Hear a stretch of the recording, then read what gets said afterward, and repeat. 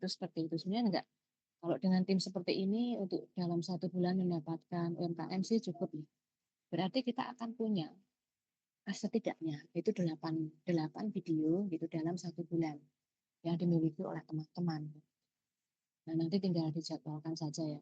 Nah, nanti untuk yang edisi Lebaran, gitu ya, untuk edisi Lebaran, itu kan teman-teman kan ada ya yang apa, mestinya kita kan libur gitu. Tapi nanti di sela-sela itu kita tetap punya stok gitu. Kita punya stok kan gitu. Jadi tetap bisa kita tayangkan. Mungkin nggak pas ke hari hanya lah yang mungkin hari ketiga atau keempat itu setelah Lebaran teman-teman juga sudah agak redam untuk silaturahminya nggak terlalu mobile kan gitu ya. Nanti bisa bisa kita lakukan. Oke, kalau yang sendiri-sendiri tadi sudah saya berikan datanya ke Mbak Tias kan gitu ya. Untuk Mbak Haifa bisa gabung ke Jogja, silahkan kan gitu ya. Teman-teman nanti tinggal dikonfirmasi enaknya gimana, baiknya gimana, dan punya laporan kegiatan, punya videonya, behind the scene kan gitu ya. Behind the scene ketika kita melakukan kegiatan peliputan, karena itu juga penting nanti bisa tampil mungkin bukan di media mainstreamnya Aspendo yang IG-nya Aspendo ya, tetapi kita kan punya TikTok ya. Di situ kita mau jungkir balik, mau apa-apa, mau ngapain, itu bisa dan masih terbuka lebar. Itu seperti itu. Oke, ada yang ingin ditanyakan atau disampaikan terlebih dahulu, silakan. Izin Bu Ari, apakah saya boleh? Silakan. Izin Bu, jadi menurut saya kan tadi kan 2 video per minggu. Nah, itu kan kita harus kayak riset dulu UMKM-nya yang mau dituju, atau kayak itu kan perlu waktu ya Bu. Dan kadangkala UMKM itu nggak mau gitu loh Bu. Jadi misalkan dia udah kayak difasilitasi dari dinasnya, tapi dia nggak mau karena dari sebelum-sebelumnya misal nih ada UMKM yang dia tuh bahkan udah dapat dana keistimewaan gitu, tapi tetap dia tuh nggak mau terbuka gitu sama orang lain, dan itu kan kita nggak bisa memaksa ya Bu. Jadi kayak kita harus beralih juga, misalnya kita harus mencari cara yang lain gitu untuk bisa riset dengan UMKM-nya gitu. Oke, baik Mbak. Seperti itu. Nah, jadi gini, ini ya di beberapa kelurahan gitu ya, di beberapa kelurahan dan itu sudah terdata di kecamatan Mbak. Itu biasanya ada ketua paguyuban atau forum komunikasi UMKM. Nah, nanti kalau misalnya kita sudah ketemu di Skop UKM, kita bisa bertanya, oh ini untuk kecamatan ini misalnya gitu ya. Katakanlah kalau di Jogja kan namanya Kapanewon ya. Oh untuk Kapanewon Ngelipar misalnya, atau Kapanewon Rongkok Tepus kan gitu ya. Ini ketua paguyubannya siapa ya? Yang kita tuju itu tokohnya Mbak.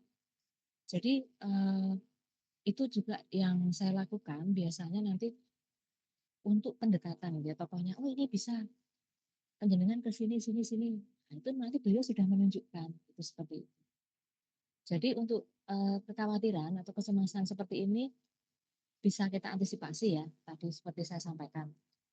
Betul Mbak, memang seperti itu ya. Tapi nanti kalau dibekali surat itu berbeda lagi. Kan gitu ya.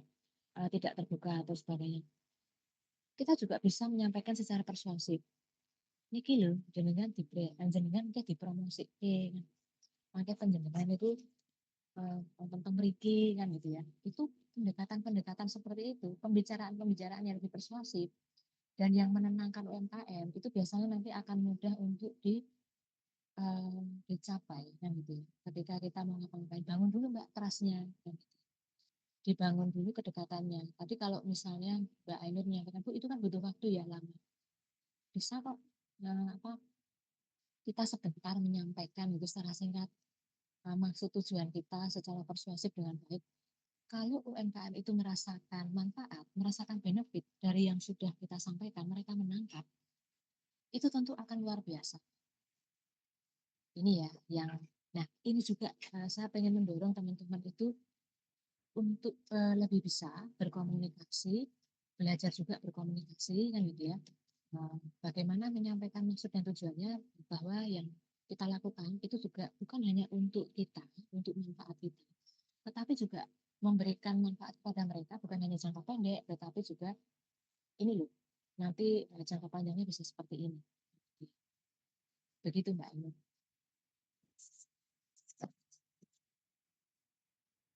Baik Bu, terima kasih, sama ini juga Bu. Jadi kan Ya, kalau misalkan nih, tadi kan Ibu, bilang untuk kita kayak nanyain ke mereka. Nah itu yang ditanyain apa aja ya Bu? Karena kan gini, kalau misalkan kita, apa namanya, sudah menanyakan ke perihal yang bersifat, apa namanya, ke arah bisnis yang dia itu kayak menyampaikan atau mengeluarkan, data pribadinya itu kan atau data perusahaannya itu kan, eee kita harus pakai fakta integritas atau kayak semacam kontrak ataupun komitmen gitu loh, Bu, ya, ke ya, betul. dari Mm, kita untuk mm, mereka gitu. Jadi mm. menurut saya tuh kayak, kita tuh nggak bisa dalam gimana ya, pokoknya bentuk komitmen gitu, karena kan Iya, iya. mereka juga UMKM-nya juga belum mengenal, Mm, mm. perseorangannya Iya, kita gitu loh. Jadi, mm, mm. mereka pasti takut untuk kayak, eee, mungkin kayak, hal-hal yang di luar dari perkiraan apapun bisa terjadi gitu, Bu. Iya, betul, betul. Jadi gini Mbak, ada yang namanya konsep. Kalau saya di kesehatan itu namanya inform consent ya. Tapi kalau untuk di umum itu namanya consent. Kan gitu ya. Jadi consent itu adalah persetujuan. Pencapaian consent itu ada dua. Jadi bisa secara lisan atau secara tertulis. Gitu ya. Nah, consent ini apakah perlu materai gitu? Tidak. Karena consent itu adalah kesepakatan. Secara lisan tadi Mbak kita sampaikan. Jadi yang ditanyakan apa? Nanti saya sampaikan ya. Jadi yang ditanyakan itu tadi seperti yang sudah saya tuliskan. Nanti juga bisa disampaikan oleh Mbak Tias, nanti dimasukkan ke slide-nya ya Mbak, biar teman-teman juga tahu do and don'ts-nya kan gitu ya. Jadi yang disampaikan itu pemiliknya siapa? Apakah yang dia sendiri, dari orang tuanya, atau dari pasangannya, atau dari saudaranya? Kemudian latar belakangnya seperti apa, gitu ya. Latar belakangnya jadi cerita kenapa usaha itu kok bisa berdiri. Kemudian pemasarannya sampai mana, kan gitu ya. Pemasarannya sampai mana? Kita nggak perlu nanyain omsetnya berapa, nggak usah Mbak. Pemasarannya sampai mana? Terus kemudian harganya berapa? Udah itu aja cukup. Jadi kita nggak akan mengulik data perusahaan terlalu banyak, tidak itu ya. Lalu kemudian untuk pengembangan bisnisnya ke depan seperti apa pinginnya? Apa ingin nambah SDM-nya, ingin nambah mesinnya, atau ingin mendapatkan pasokan atau suplai bahan baku, kan gitu ya. Itu seperti itu. Dan kemudian menanyakan juga tentang legalitas, perizinan memiliki apa, gitu ya. Nah, Mbak Ainur tentunya sudah tahu ya, sampai ke BPOM, HACCP, dan sebagainya. Dan kalau sudah sampai di situ berarti usahanya udah paten dong, udah sampai situ kan. Tapi kalau untuk usaha mikro, setidaknya mereka sudah mempunyai apa lagi tuh yang diinginkan itu apa. Nah, keinginan ini juga bisa terkait dengan legalitas yang akan dimiliki selanjutnya. Kan. Nah, kemudian kalau sudah seperti itu, sudah sampai mereka ke pengembangan, gitu ya. Terus nanti bisa ditanyakan tentang boleh ya, boleh kita bikinkan resume-nya, gitu boleh. Jadi kesimpulannya apa nih, kan gitu ya. Ini nanti yang bisa kita sampaikan lebih lanjut. Jadi hal-hal seperti ini nanti akan di resume gitu ya oleh Mbak Tias, nanti akan dimasukkan jadi teman-teman nanti akan tahu gitu. Jadi yang terpenting di sini adalah pemilik usahanya, usahanya berdiri kapan, latar belakang usahanya, tadi ya perizinan atau legalitas, kemudian pemasarannya seperti apa gitu ya. Kemudian rencana pengembangan. Jadi kalau bisa disimpulkan usaha Anda itu seperti apa? Nah, itu nanti boleh Mbak itu ditambahkan karena juga bisa ya, bisa nanti kita lihat oh dia sudah memiliki gambaran tentang usahanya ternyata seperti ini kan gitu ya. Nah, hal-hal seperti itu sudah saya tuliskan nanti bisa disampaikan secara lebih lanjut nanti oleh Mbak Tias akan diberikan dalam Google Drive. Oke, ada lagi yang ingin disampaikan atau ditanyakan silakan teman-teman. Saya Ibu Haifa. Oke, Mbak Aifa silakan. Oke, selamat siang Bu Ari dan teman-teman. Jadi gini, untuk tadi kan dijelaskan sama Bu Ari kalau misalnya UMKM itu akan welcome ke kita kalau misalnya kita memberi dampaknya. Nah, sebelumnya mohon maaf kalau misalnya ada yang terlewat ya. Kira-kira nih Ibu, dulu kan saya kan pernah mendampingi UMKM. Nah, itu fokusnya ke sertifikasi gitu ya. Nah, kira-kira ketika kita mendatangi UMKM ini, kemudian, sowan juga ke Diskop UMKM dan lain sebagainya, output yang nantinya akan terjalin itu apa ya, Ibu? Apakah mereka masuk ke komunitas Aspendo atau ada yang lain gitu? Oke, baik. Pertanyaan baik sekali ya, betul. Memang yang untuk wilayah-wilayah ini nanti akan kita masukkan sebagai binaan dari Aspendo, kan itu ya. Apalagi teman-teman melakukan ini kan jangka waktunya kan panjang. Itu jadi kita akan punya tadi 8 ya. 8 8 dari setiap bulannya ya katakanlah. Kemudian kita kalikan 3 aja kita sudah punya 24 kan gitu ya. Itu itu yang kita miliki kan. Jadi nanti benefitnya seperti itu. Tadi Mbak, misalnya belum memiliki kelengkapan dari eh, apa legalitas tadi ya, apa saja yang ingin dia lakukan, itu masuk dalam rencana ya Mbak, dalam rencana pengembangan usahanya. Kemudian kita nanti juga bisa Mbak menyampaikan ketika kita sudah kelar nih ya eh, dalam 1 bulan kan gitu ya, dalam satu bulan kita nanti akan menyampaikan ke dispok terkait. Oh Pak, perkembangannya seperti ini. Jadi mereka menginginkan ini. Jadi mereka juga bisa mewadahi, mereka bisa tahu ya sebagai stakeholder, dan Aspendo boleh mewadahi gitu ya. Jadi kalau untuk di dinas gitu ya, di dinas itu memang sudah ada fasilitasi gratis berbagai macam hal kan gitu ya. Nah itu nanti bisa kita sampaikan. Jadi fasilitas gratis itu bisa mereka datang ke diskop UKM-nya setempat, kabupaten atau kota gitu ya. Atau terkadang kalau di Jogja itu bisa loh mereka datang ke kapanewon-kapanewon yang memang potensial. Itu seperti itu. Jadi bisa ya kita menjadi jembatan untuk itu. Jembatan untuk menyampaikan. Karena selama ini yang namanya orang punya usaha sudah sibuk, sudah ribet dengan berbagai macam kondisinya. Meskipun ada tim ya Mbak, ada tim produksi biasanya yang sering. Tetapi biasanya seperti itu dia akan cukup cukup memakan waktu gitu untuk mempersiapkan berkas-berkas tertentu gitu ya. Mungkin kalau masih seperti halal PRT mungkin ya kalau yang halal self declare gitu mungkin nggak terlalu ribet ya. Tetapi nanti bila sudah persiapan untuk BPOM misalnya, seperti yang dialami oleh salah satu bimbingan saya kan gitu ya, dia sudah keren tuh, sudah punya HACCP gitu. Jadi untuk melakukan itu ulang gitu, dia juga harus mempersiapkan semua, gitu. Meskipun nggak dari lagi ya, tapi dia tetap perlu waktu dan bagaimana itu juga tidak mengganggu dalam proses produksinya. Karena seringkali yang saya temui misalnya, Bu, Ibu bisa pengajuan ini ya. Waduh Mbak, kalau untuk pengajuan itu saya harus meliburkan produksi saya. Kan gitu. Bayangkan kalau saya harus libur sekian, sehari saya kehilangan sekian. Nah, hal-hal seperti itu yang mungkin nanti juga perlu kita edukasi. Kemudahan-kemudahan seperti apa yang bisa didapatkan gitu. Jangan salah loh, branding itu eh, jadi salah satu ujung tombak ya. Meskipun sederhana, apapun yang kita punya, kemudian kita unggah, meskipun itu jauh dari sempurna ya, katakanlah mungkin captionnya belum oke, fotonya nggak oke atau apa, tetapi orang tahu bahwa oh di situ ada aktivitas kan gitu ya. Nah ini nanti yang eh, apa yang kita dorong lebih lanjut ya. Kenapa Bu kok bukan pendampingan yang katakanlah mungkin untuk perizinan dan sebagainya? Itu sudah hal spesifik ya, itu sudah hal spesifik untuk masing-masing UMKM. Tetapi kalau saya di sini, yuk kita untuk konten ini ya, konten digital untuk pemasaran, gitu ya, untuk pemasaran dulu. Itu setidaknya ini bisa dilakukan oleh teman-teman secara bersamaan dan secara masif gitu ya. Jadi nanti kita akan punya gitu hal-hal semacam ini. Oke, begitu Mbak Haifa. Disampaikan aja kalau untuk Aspendo itu nanti bisa visibilitasnya bisa secara nasional. Jadi bukan hanya terlihat di wilayah DIY saja atau dan sekitarnya kan gitu, tapi juga bisa menjangkau secara nasional.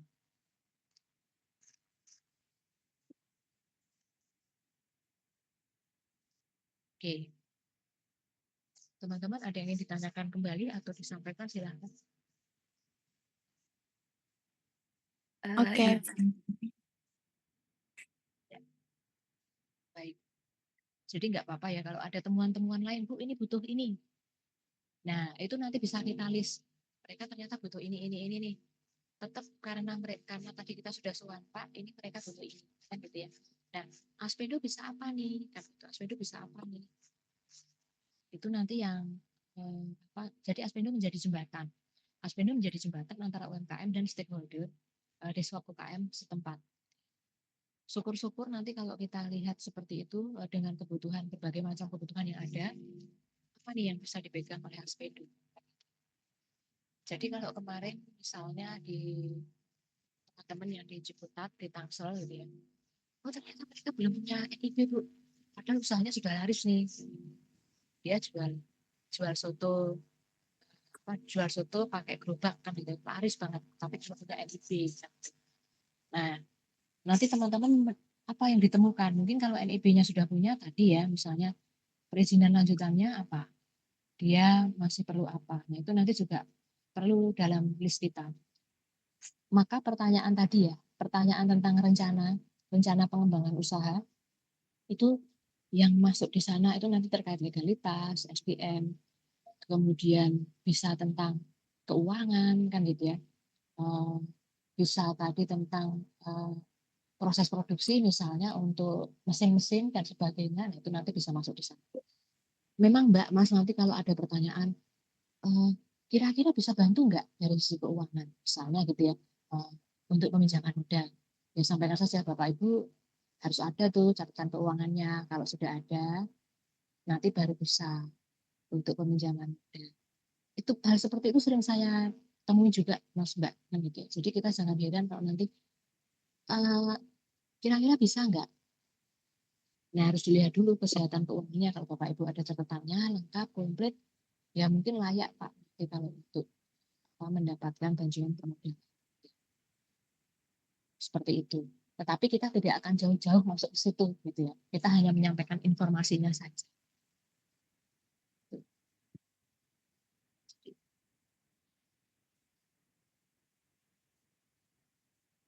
Kira-kira seperti itu. Nah, dari pendataan yang ada, kan kita bisa lihat sebetulnya skalanya seberapa. Misalnya dia sudah memiliki perizinan MD BPOM misalnya, atau sudah ada HACCP. Nah, itu kan berarti dia sebetulnya sudah layak itu untuk ekspor, kan gitu ya. Atau sudah punya CMP misalnya. Itu kita bisa, sebenarnya kita tahu kok, kita sudah bisa tahu, kita sudah bisa memperkirakan dia itu berapa besar omsetnya, kan gitu ya, tanpa kita tanya, itu sebenarnya kita sudah tahu. Jadi kalau kita tanya, oh ini barangnya berapa Pak, dijual segini biasanya, oh segini, biasanya sebulan aku berapa ya, oh sekian ratus, kalian bikin perkiraan aja, teman-teman bikin perkiraan, oh 17.500 per pack, isinya 10 bakpia, dia sebulan mampu menjual 500 dus, nggak usah tanya berapanya gitu. Kadang ada yang mau nyebut, kadang ada yang enggak. Pertanyaannya cukup sampai di situ aja. Karena kalau orang, Pak ini pedus berapa? Pak sebulan Bapak bisa berapa Pak? Pak laris juga ya gitu. Tapi kita nggak usah nanya, laporan keuangannya nggak usah. Kan. Jadi menanyakan itu pinter-pinternya kita aja sih menggali informasi. Tetapi tadi hal yang wajib yang untuk digali, tadi sudah saya rumuskan dan nanti akan disampaikan. Mbak Tias nanti akan memberikan Google Google Drive kan itu yang di dalamnya itu nanti teman-teman harus melakukan apa. Oke, jadi akan saya siapkan hari ini. Saya siapkan hari ini untuk suratnya untuk masing-masing wilayah. Setidaknya teman-teman itu nanti bisa mulai bergerak. Syukur besok kami sudah mulai bisa bergerak atau Jumat gitu ya. Kemudian nanti bisa menemukan UMKM-nya mana saja kan gitu ya. Karena kita untuk satu kabupaten itu atau kota ya kabupaten atau kota masing-masing itu 8 gitu. Jadi nanti teman-teman yang pertama kali datang itu nanti yang mempersiapkan kan gitu. Nah misalnya ada masukan berapa aja nih Pak tadi paguyubannya ya. Biasanya kalau UMKM yang ditunjukkan oleh dinas itu yang memang sudah mudah untuk kita temui ya. Lalu kalau ada yang potensial tapi tidak bisa kita tampilkan gitu ya. Nah, tadi bertanya, oh untuk wilayah ini ketua paguyuban UMKM-nya siapa Pak? Bu, kan gitu. Karena untuk di Jogja itu ada. Jadi misalnya untuk Kapanewon, biasanya satu Kapanewon ya Mbak, satu kecamatan. Jadi nanti beliau bisa menunjukkan. Nah, demikian juga untuk yang tempat lain, gitu, tempat lain. Untuk di Jawa Tengah pun juga seperti itu. Jadi dalam satu kecamatan ketuanya siapa. Kemudian nanti kalau udah oke, posisinya di mana, itu nanti bisa. Ya, ada pertanyaan selanjutnya ini ditanyakan atau disampaikan, silahkan.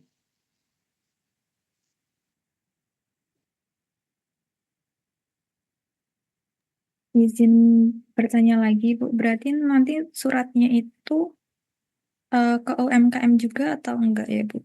Atau Baik, ya, suratnya itu nanti ke Diskop UKM Kabupaten atau Kota, Mbak, gitu ya. Kemudian itu nanti didisposisi ya istilahnya, didisposisi. Jadi seperti saya misalnya, itu yang beberapa bulan lalu ya, saya berkunjung ke Rut KUKM Kabupaten Kebumen, kan gitu ya. Suratnya saya tujukan ke Diskop Diskop UK Mikro ya. Kalau di kabupaten atau kota itu mikro sebutannya, UK Mikro. Kemudian di disposisi ke Plut. Nah, di Plut itu kebetulan pas waktu itu ada UMKM.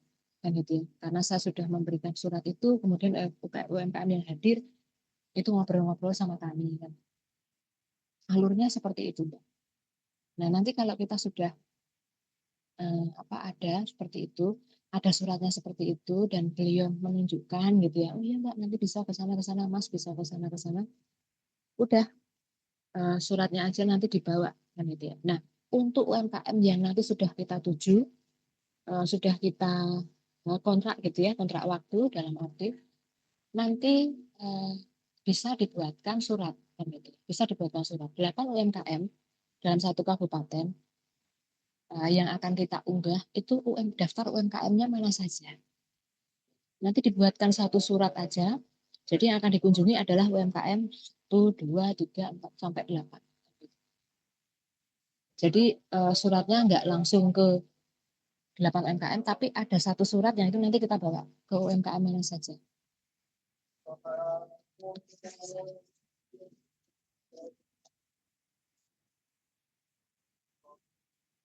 Nah, sebetulnya sudah cukup untuk surat ditujukan ke Diskop UKM, itu sudah cukup, Mbak. Nanti surat itu nggak usah menyebut UMKM-nya, itu juga sudah bisa.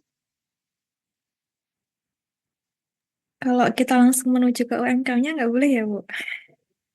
Nah, prosedurnya harus tetap, kalau langsung ke UMKM-nya udah kenal, boleh, Mbak. Boleh. Oh, boleh. Itu ya boleh, itu informal dulu, informal. Tapi nanti penjenengan semua harus tetap semua ke Diskop UKM kabupaten atau kota. Itu ya. Tetap harus sowan. Misalnya di Gunung Kidul, Bu, saya sudah kenal, Bu, 8 UMKM. Ya udah, nggak apa-apa. Eh, rawuh dulu, sowan dulu ke mereka beliau-beliau. Pak, Bu, saya mau hari ini, misalnya gitu ya. Apa? Kemudian apa?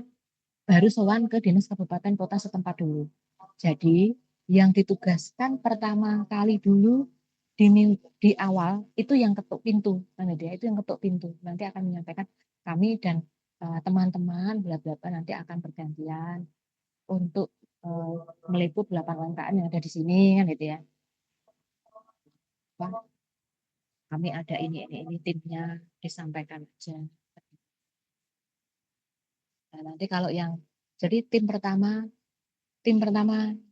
data ketuk pintu, nanti tim pertama kelar di minggu kedua, tim kedua itu sudah nggak perlu pakai surat lagi ya, nggak perlu pakai surat lagi karena kita sudah ada dan tim selanjutnya.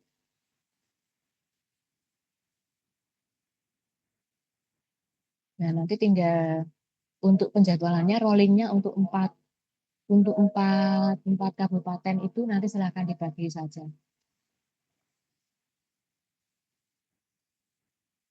Kalau yang tidak ada tim, misalnya yang di daerahnya masing-masing itu Nah, juga kita 8 UMKM itu tersebut ya, Bu? Atau gimana, Bu, untuk ya base-nya? tetap 8 UMKM. Jadi tetap itu, tetapi kan posisinya hanya di kabupaten itu, Mbak, nggak kemana-mana. Kalau yang di Jogja, karena dia provinsi kan kita rolling, gitu. Jadi kalau Mbak Tias misalnya di Kabupaten Klaten, ya udah muter aja di Klaten.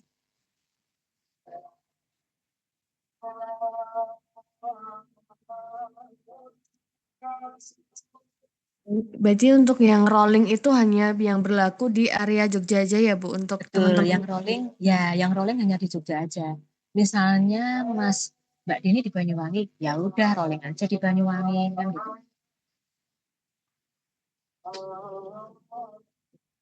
Nggak kemana-mana, nggak ke Jember gitu ya, atau apa ke Bondowoso gitu, enggak. Jadi ya khusus di wilayah itu aja. PR-nya adalah kan gitu ya, PR-nya. Jadi sebetulnya kalau kita jadi satu kabupaten itu kalau sampai ini saya hitungnya penuh Februari sampai April ya.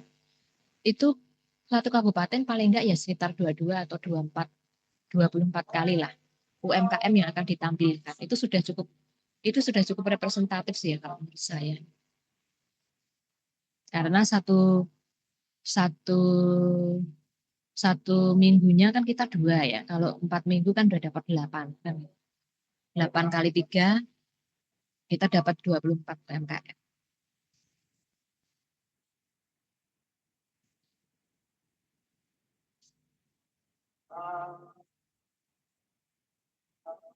Tapi 24 UMKM kan kita selesaikan dalam waktu 3 bulan. Masih dengan tim Jogja yang begitu besar itu masih cukup bisa. Nanti juga di data Mbak, apa teman-teman Jogja itu nanti juga timnya teman-teman Jogja nanti juga saling menyesuaikan siapa yang ada kendaraan, siapa yang enggak. Karena ini nanti juga terkait dengan mobilitas teman-teman masing-masing. Baik Bu, izin bertanya lagi Bu. Untuk Ya, yang di silahkan. Jogja tadi kan di rolling nyampe ke Gunung Kidul juga. Nah, kalau misalkan kan tadi kan kayak misal di Jogja tuh kita cuman masih ada UMKM yang lain. Nah, itu boleh nggak sih Bu kita ngambil di Jogja aja, nggak usah yang di Gunung Kidul? Yang Di masa UMKM yang lain gitu. UMKM Kota Jogja, saya tadi Kota Jogja saya nggak pakai Mbak. Jadi saya hanya Sleman, Kulon Progo, Bantul, Gunung Kidul, kan gitu ya. Itu seperti itu. Jadi nanti nggak apa-apa, nggak apa-apanya itu silahkan nanti Mbak Tias membagi timnya, kan gitu, membagi timnya. Kemudian di dalam tim ini nanti kita otak-atik gitu ya, kita otak-atik untuk proses pertukarannya, kan gitu ya. Itu baiknya itu nanti terkait dengan mobilitas teman-teman, kan gitu. Kalau mikir, waduh jauh banget tuh di Gunung Kidul seperti ini kan gitu ya, jauh. Kalau kita mikir jauh Mbak, semua itu jauh loh. Saya di Semarang itu Mbak, Semarang itu wilayahnya lebih lebih gede daripada Jogja.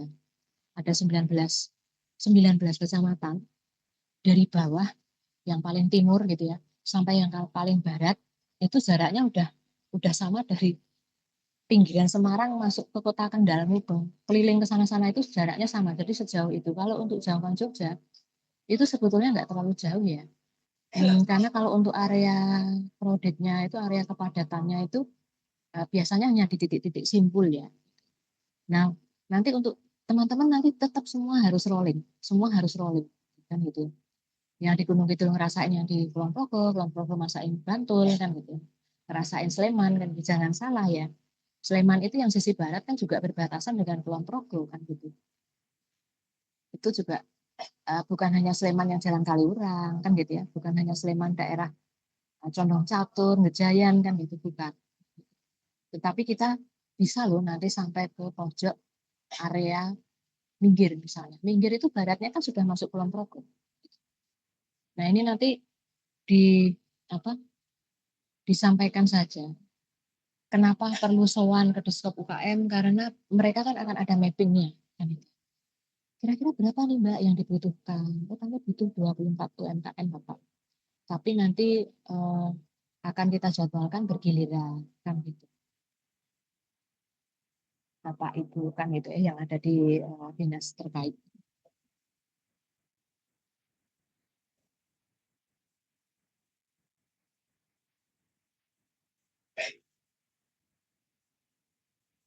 Kira-kira seperti itu. Jadi enggak yang, oh Sleman-Sleman toh, enggak. Nanti di rolling.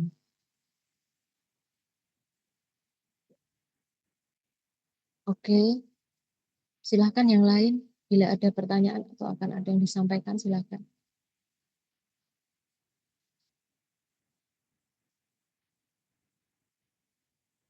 Dan teman-teman, itu tidak dilakukan setiap hari ya.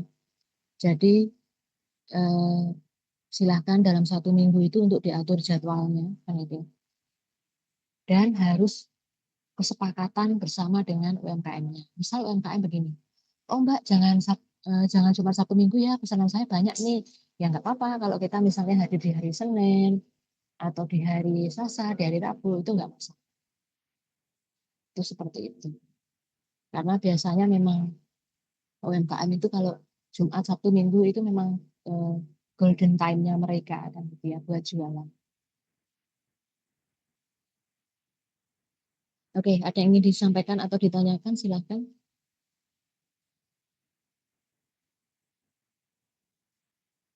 Ya, nanti juga sekalian diberikan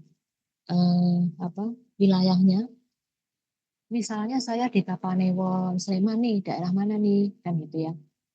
Oh, daerah Minggir, terus kemudian daerah Godean, misalnya seperti itu, atau yang mana itu juga sekalian. Usahanya apa saja? Usaha apa saja boleh. Usaha apa saja boleh. Baik itu yang memproduksi craft, fashion, kemudian F&B gitu ya. Kalau resto boleh nggak, Bu? Resto boleh. Berarti kalau misalnya jualan, katakanlah ya, ada soto legendaris misalnya, atau bakso legendaris, oh boleh gitu, sate legendaris, oh boleh kan. Jadi teman-teman yang harus dipahami bahwa UMKM itu luas sekali bidang, gitu ya. Tidak terbatas hanya pada usaha kuliner, tetapi juga pada usaha-usaha lain. Kalau misalnya, ini menarik ya Mas Mbak, saya bahasnya kok Jogja dulu ya, karena memang kita kan ini banyaknya kan di Jogja. Misalnya Bu, kalau usaha wisata, oh boleh gitu loh. Mas Mbak pernah dengar desa wisata ya? Pernah dengar desa wisata kan kalau di Jogja? Nah, desa wisata itu juga bisa kita pergunakan juga sebagai salah satu unit usaha yang boleh. Jadi mereka sudah memiliki perizinan apa saja untuk kelayakan sebagai desa usaha, desa wisata. Nah, untuk wilayah Banyuwangi, Madiun, kemudian Sambas, wilayah Purworejo boleh, karena usaha-usaha seperti itu yang juga terkadang jarang diekspos ya. Memang kalau untuk usaha wisata itu banyaknya masuknya ke dinas pariwisata, tetapi kita boleh loh ekspos, boleh. Nah, tetapi tetap kita mengacunya ke Diskop UKM setempat ya, tetap ke Diskop UKM. Tetapi kalau ada unit-unit usaha yang lain, itu tetap boleh dikemukakan. Misalnya usaha kreatif di bidang desain, grafis dan sebagainya, dan dia usahanya sudah cukup mumpuni misalnya, itu juga boleh. Oke, silahkan bila ada pertanyaan yang ingin disampaikan kembali, karena nanti sebentar lagi saya tutup pertemuannya.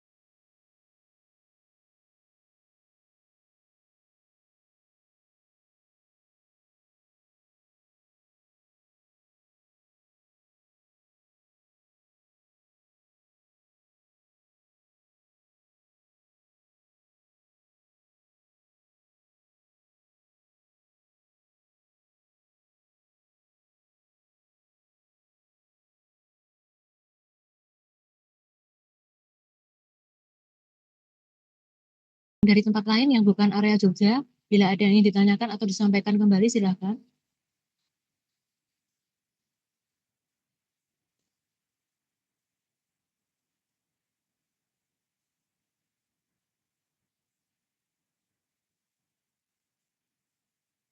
Halo, Mas, Mbak. Halo Bu Ari, Ya, silahkan. saya mau bertanya, Ya. karena tadi juga saya telat masuk Zoom-nya. Jadi agak bingung gitu. Nah, pertama pertanyaan saya tuh apakah nanti ini bentuknya itu seperti sosialisasi kah atau cuman kita datangin pelaku UMKM ya tadi Bu atau koperasi saja? Terus untuk kelompok kan kayaknya kebanyakan teman-teman peserta magang HAP juga sudah di Jogja semua. Nanti itu pembagiannya seperti apa ya Bu tadi? Maaf banget soalnya telat masuk. Terima kasih Bu Ari. Oke, terima kasih Mbak Dian. Tadi mekanismenya dulu ya biar mudah. Menuju ke dinas kabupaten atau kota setempat, gitu ya. Nanti membawa surat dari Aspendo. Kemudian untuk profil nanti disampaikan secara ini aja, secara soft copy aja kan gitu ya. Untuk profilnya Aspendo, jadi disampaikan di sana bahwa teman-teman Aspendo di sini tim dari Aspendo kan gitu ya. Ini akan memberikan promosi melalui digital marketing untuk UMKM yang ada di kabupaten atau kota setempat. Gitu ya. Itu seperti itu. Jadi sebelum ke UMKM, cuan dulu ke dinas Diskop UKM setempat gitu ya. Karena kita harus mendapatkan izin. Kemudian nanti Diskop UKM akan menunjukkan UMKM-nya yang mana saja nih yang potensial. Sambil nanti teman-teman untuk kemudian bisa mengecek mereka sudah memiliki media sosial itu seperti apa, gitu ya. Sudah cukup bagus atau belum. Bila sudah oke, misalnya terkait dengan produknya, ini nanti juga tadi belum saya sampaikan ya. Untuk kemudahan teman-teman juga sih. Oh ini dia udah oke nih seperti ini. Misalnya ada nih tampilannya setiap hari. Mungkin nggak harus setiap hari ya, seminggu sekali aja deh. Kalau UMKM biasanya sibuk banget kan. Seminggu sekali, sudah cukup informatif belum? Atau dia hanya menampilkan gambar-gambar nggak jelas? Kan gitu ya. Itu nanti juga akan menjadi apa? Akan menjadi analisis dari kita masing-masing. Nah, teman-teman silakan mengambil videonya dan nanti dibuatkan juga tulisan atau narasi pendek gitu ya, tulisan-tulisan yang dimana tulisannya itu nanti akan kita lanjutkan masuk ke website itu dulu. Nah, kemudian nanti kalau sudah si video ini nanti akan ada untuk 1 minggu itu 2 UMKM, 1 minggu 2 UMKM. Nanti kelanjutannya untuk pembagian grupnya nanti akan dibagi yang ada di Jogja itu siapa saja kan gitu ya. Kemudian yang posisinya ada di tempat lain itu juga siapa. Yang ada di tempat lain misalnya nggak ada di Jogja pun itu nanti akan meliput tentang wilayahnya masing-masing. Nah, gitu. Nah, yang di Jogja ini nanti akan di rolling. Jadi ada Gunung Kidul, ada Kulon Progo, ada Bantul, ada Sleman. Jadi semua nanti teman-teman akan kebagian. Entah kebagiannya di minggu keberapa kan gitu ya. Yang pertama kali dulu datang itu adalah yang ketuk pintu. Istilahnya yang permisi ya. Ibarat kita mau ke rumahnya orang, ibarat kita mau menemui siapa, kan kita harus ketemu dulu tuan rumahnya. Nah, posisi dari Diskop UKM itu sebagai tuan rumah. Itu seperti itu. Kira-kira dari penjelasan saya, Mbak Dian, ada yang ingin disampaikan kembali atau ditanyakan, silahkan. Siap Bu Ari, terima kasih penjelasannya. Oke, silahkan yang lain. Satu pertanyaan lagi ya. Satu pertanyaan dulu. Terima kasih. Silahkan, Mas, Mbak.